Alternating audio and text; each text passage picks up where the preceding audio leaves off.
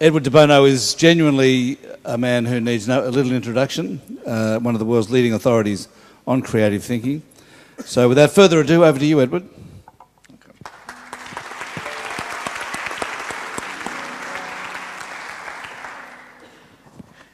Most of you will have been persuaded or informed, let's say, that climate change is the biggest problem facing humanity. That's not true. The biggest problem is our poor thinking. Now, there's only one problem bigger than that, which is that we don't realize that our thinking is not as good as we believe it to be. Now, why is that so? There are a number of reasons. The first reason is how the mind actually works. One day a fellow gets up in the morning and he has 11 pieces of clothing to put on.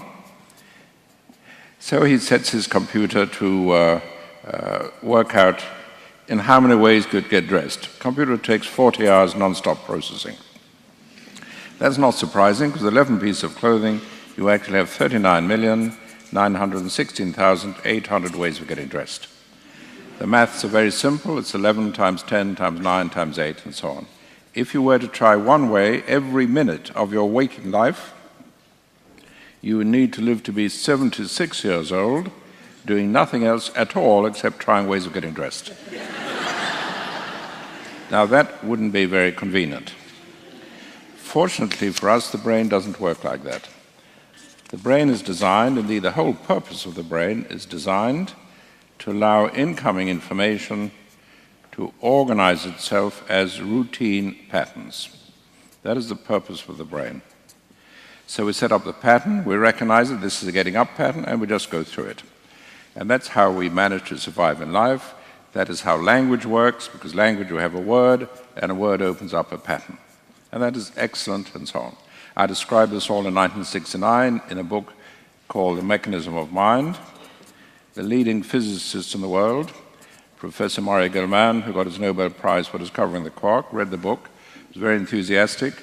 He commissioned a team of top computer programmers to simulate what was said in the book, and said, yes, it works exactly as you predict. And he's been a great supporter ever since. So that's the way the brain works, forming patterns, using patterns. Then let's look at another aspect. Imagine a doctor in a clinic, and a patient comes in. The doctor takes the history, examines the patient, does some tests. What is the doctor trying to do?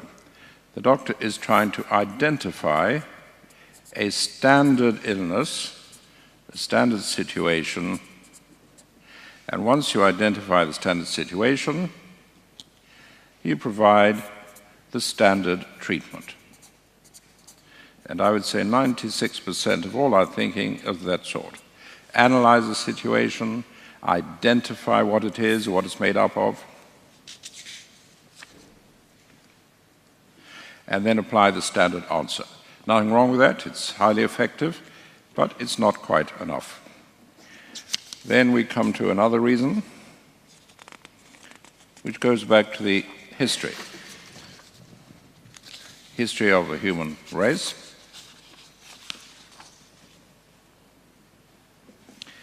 Now, when Greek thinking came into Europe at the time of the Renaissance, schools, universities, and thinking were in the hands of the church. The church did not need creative thinking. The church did not need design thinking. The church did not need perceptual thinking. What the church did need was truth, logic, and argument with which to prove heretics wrong. So we developed a very good thinking system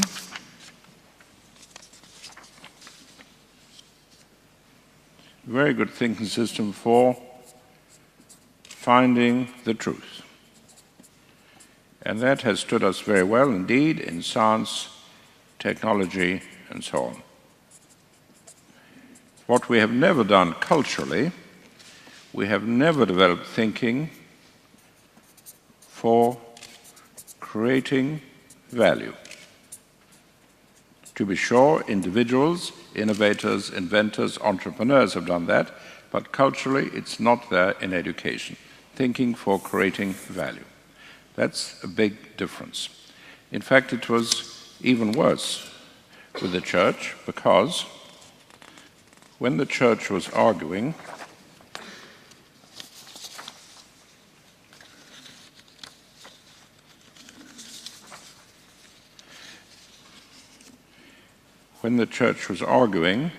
it would start with certain dogma, certain articles of faith, like God is omnipotent and so on. And if you start with fixed positions, logic is indeed sufficient to reach a conclusion. But in real life, we do not start with fixed positions. In real life, we start with perceptions. And no matter how good your logic is, if your perception is inadequate or faulty, the answer will be rubbish. Indeed, research at Harvard by a friend of mine, David Perkins, shows that 90% of the errors of thinking are not errors of logic at all, they're errors of perception. But this didn't matter for the church because they started with fixed dogma. So we developed thinking based on our patterns, routines, logic, and so on, which is excellent, but not enough. And that's why some time ago, and I mentioned it yesterday, I had to invent a new word. The new word is Ebner. Ebner means excellent, but not enough. So something may be excellent, but not enough. There may be a chef who cooks the most fantastic omelette. That is excellent, you can't say it's wrong, but it's not enough. So our existing thinking is excellent, but not enough. It's rather like saying a circular saw is excellent for what it's supposed to do, but not very good for cleaning your teeth. In other words, our existing system is very good for looking at what is, but not very good for creating what can be, which is where creativity comes in. So culturally, we've never done anything about that. If you start from fixed positions, fine. So we need to develop, or not develop, add, because our existing thing is excellent, but we need to add the ability to design and to create. Design is very basic. Design means putting together what you have to deliver the values you want. And I believe that at school, every child, every week, should have a design project, whatever it is, and work on it. I used to run, I think I mentioned it yesterday, a design program in an education magazine, and would set a task every week, and the children would make a drawing, using drawings always.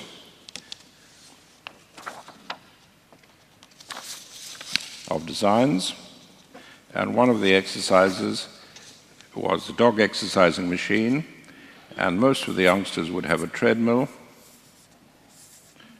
and the dog running on the treadmill, and a bone hanging at the end to motivate the dog. But one child, age 4, had a different idea. His dog was towing by means of a string harness, a little trolley, and on the trolley was a car battery, from which emerged an electrified prong. And he said, if the dog stops, the trolley will run into him and make him go again. Everyone else was trying to make the dog exercise. This kid said, no, let's prevent him stopping. And design, very key part of thinking, very neglected. So we have excellent thinking, but not for design, not for creativity. There's no magic about creativity. The brain for creative thinking, the brain forms patterns. Now, all patterns are asymmetric. What does that mean? It means you go from A to B, but you can also go from C to A, but not from A to C. That's asymmetry of patterns. All patterning systems are asymmetric. Now, that gives rise to humor, which is by far the most significant behavior of the human mind. Reason is not particularly significant. Any sorting system run backwards is a reasoning system. Humor depends on asymmetric patterns. You go along here, you get taken here, it makes sense. Typical example I use is old man of 90 dies, goes down to hell. He sees a friend of his, also age 90, sitting there with a beautiful young blonde sitting on his knee. So he says to his friend, "Are you sure this is hell? Because you seem to be having rather a good time." The friend looks up, says, "No," he says, "it's hell all right." He said, "I am the punishment for her." In other words, once you make the jump, totally logical. Another example, typical blonde joke. Blonde finds a sold bottle, takes the top off, out comes a genie dressed as a belly dancer, and says to the blonde, "You have released me after hundreds of years in the bottle. I must grant you one of three wishes. You can be very rich, very wise, or a great belly dancer." Without any hesitation, the blonde says, "I want to be very wise." Next day, she's having lunch with her friends. She says, "You know, today I'm so wise, I realize I made the worst of three possible choices." Now, exactly the same process happens with creativity. Creativity, we're here, we get taken here. Once we're there in hindsight, totally logical and value in hindsight. There's nothing mysterious, nothing magical about it. There are various techniques for doing it. I'll just very, very quickly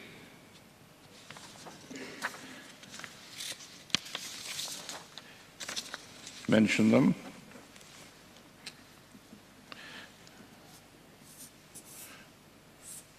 One of them is very simple. You're going along and you put a block on that. We call that challenge. Challenge is never an attack. Challenge says this is an excellent idea, maybe the best idea, maybe the only idea, but for the moment I'm going to put a block on it, and as a result start looking elsewhere. Give you an example. In 1970 I was doing work for Shell Oil in London, and I said, when you drill an oil well, you drill an oil well straight down and have done so for 8 years. No problem, very satisfactory, works well. I said, let's challenge that.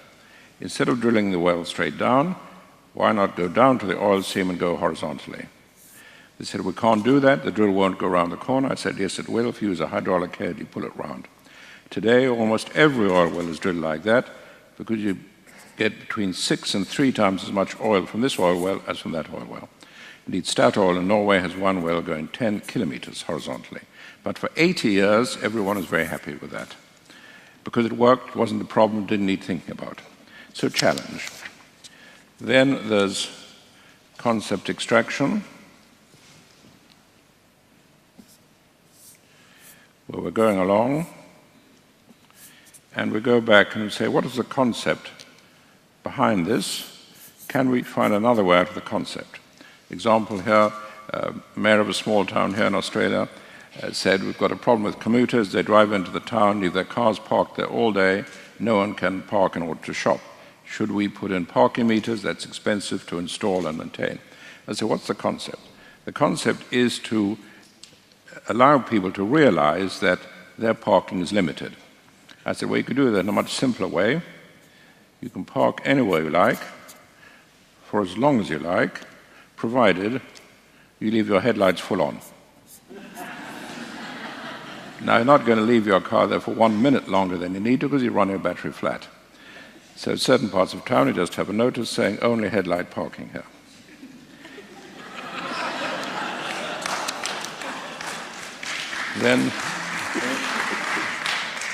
Then there's provocation.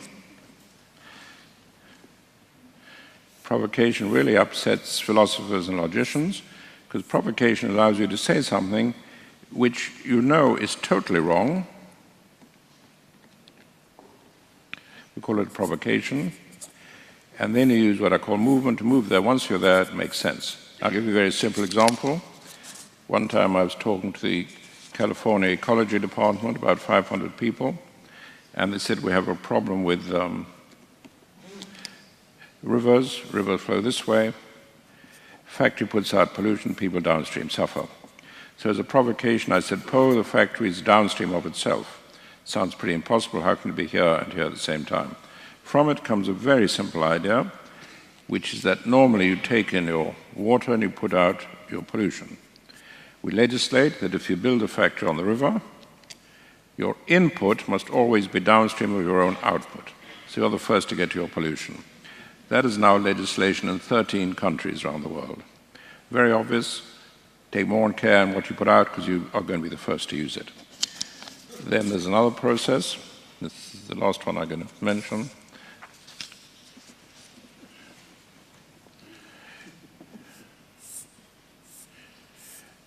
Which is that if instead of starting here, you start somewhere else, you increase the chance of hitting that track and you can use it. You cannot choose that point because it would lie along your normal thinking, so you use chance. And the simplest way is a random word, usually a noun. Again, that upsets logicians who say, if it's any word and any subject, how can it possibly work? But in a patenting system, it does work.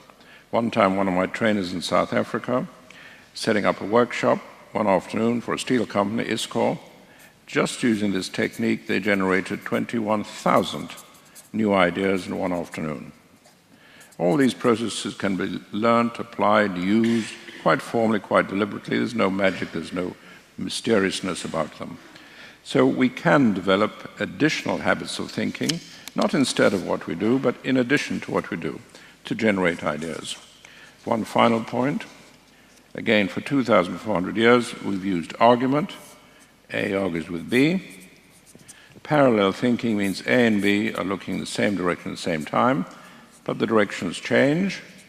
And for that, we have the 6 different hats and so on, which is now very, very widely used. Last year, I was told by a Nobel Prize economist, he said, last week I was in Washington, the top economics meeting, they were using our 6 hats. Now, one final point I want to make, and then I'll stop. Many years ago, at the United Nations,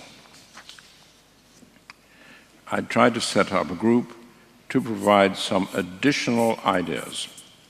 And I had various meetings. Kofi Annan, when he was Secretary General, was at some of the meetings. Proved absolutely impossible. They said, we are not here to think, we're here to represent our countries, not to think. So that's not going to happen. So somewhere in the world there needs to be a source for new thinking, new ideas. So my project is to set up a palace of thinking, could be here in Australia, which would have 2 functions. One is to provide a platform to collect ideas from anywhere and promote the better ones. And secondly, to set up specific creative meetings to look at world issues, world problems. In other words, our existing thinking is good for recognizing past and standard situation, not good for designing new possibilities. So that's why I say that our thinking, the limits of our thinking are the biggest problem facing the world. And if we improve that, we might improve our way of dealing with climate change. Thank you.